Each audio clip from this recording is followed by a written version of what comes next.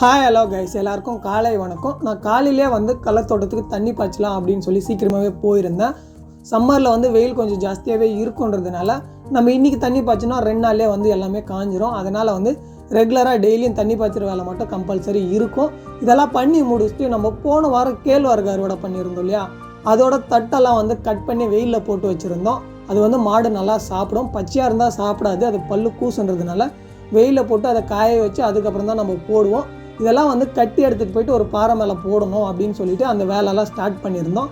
அதெல்லாம் எடுத்துகிட்டு போயிட்டு பாறை மேலே போட்டுட்டு அதுக்கப்புறம் நான் ஒரு 1 ஹவரில் வேலையெல்லாம் முடிச்சுட்டு அதுக்கப்புறம் வீட்டுக்கு வந்துட்டேன்.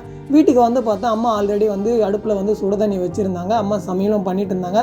சரி, அப்படியே நான் குளிச்சுட்டு ரெடி ஆகிட்டு சமையலெல்லாம் பண்ணி முடிச்சிட்டாங்க. நான் சாப்பிட்டு அதுக்கப்புறம் வழக்கம் போல் ஷாப்புக்கு கிளம்பிட்டேன்.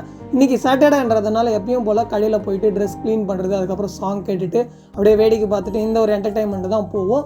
உங்களோட டே சாட்டர்டே எந்த மாதிரி இருந்துச்சு அப்படின்றத மறக்காமல் கமெண்டில் ஷேர் பண்ணுங்கள். இதே மாதிரி ஒரு ப்ளாகில் நாளைக்கு உங்களை நான் மீட் பண்ணுறேன்.